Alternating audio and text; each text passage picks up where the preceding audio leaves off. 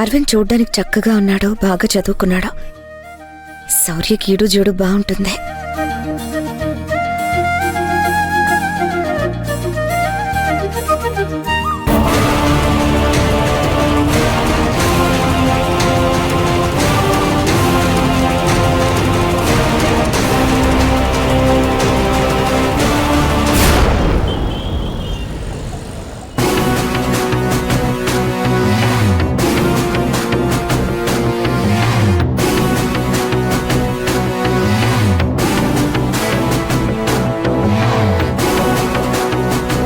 ఏంటి మేడం, ఎందుకు నన్ను ఇలా వేధిస్తున్నారు?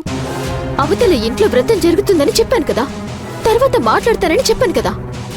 నీ మాటలతో నాకేం పని చెప్పు. నాకివ్వాల్సిన 50 లక్షలు ఇవ్వమన్నానంతే. ఇప్పటికిప్పుడు అంత డబ్బులంటే నేను ఇక్కడి నుంచి తీసుకొస్తాను మేడం. నువ్వు తేలేవని నాకు తెలుసు, నీ వల్ల కాదు అని నాకు తెలుసు. అప్పిప్పించింది చాలక నా దగ్గరే కమిషన్ నొక్కేశావు. నువ్వు అప్పిప్పించిన వాళ్ల వల్ల ఈరోజు నా పరువు పోయింది, డబ్బు పోయింది. చివరికి నీకు నేనంటే భయం కూడా పోయింది.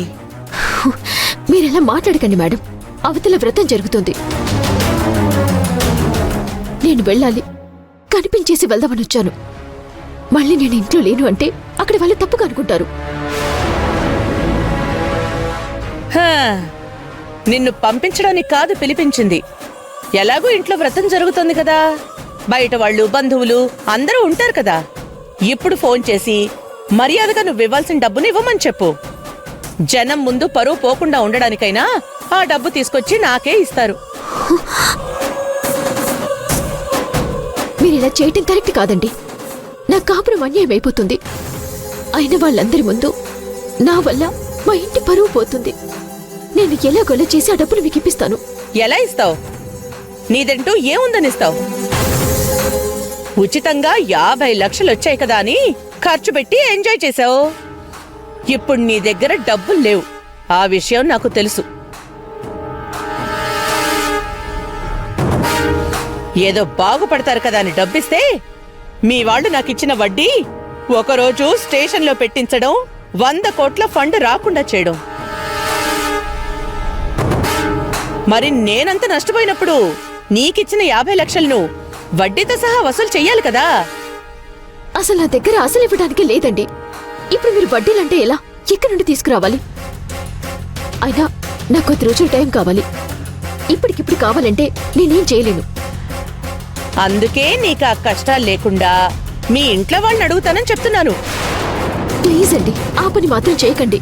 నన్ను రోడ్డు పాలు చేయొద్దు. మా బావకి తెలిస్తే నా ప్రాణాలు తీస్తాడు. ఓ, ఇంట్లో వాళ్ళంటే భయం ఉంది, మీ బావంటేనూ భయం ఉంది, కానీ నేనంటే మాత్రం భయం లేదు, అంతేనా?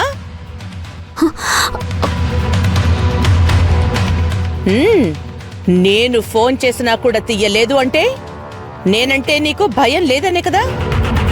అంటే భయాన్ని మళ్ళీ నీకు పరిచయం చెయ్యాలి కదా.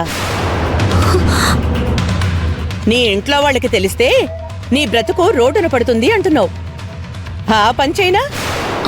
అయ్యో, మీ ఆయనకి ఫోన్ చేసి నువ్వేంటో చెప్పనా?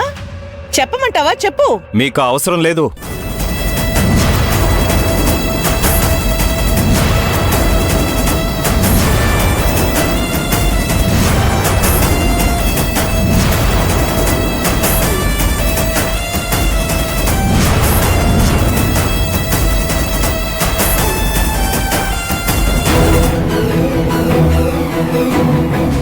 బావా,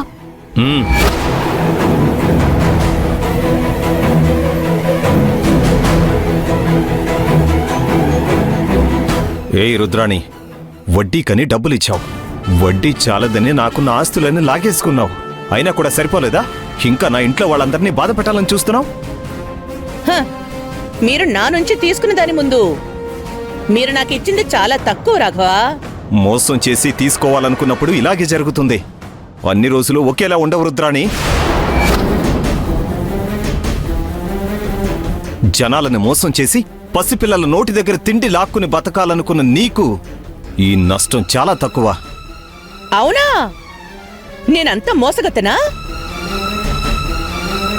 వడ్డీకి డబ్బులిచ్చి నా డబ్బు నేను తీసుకోవాలనుకున్న నేనే అంత మోసగత్తనైతే మరి భర్తకి వడ్డీకి డబ్బు ఇప్పించి నా దగ్గరే 50 లక్షలు కమిషన్గా తీసుకున్న నీ భార్యనేమనాలి?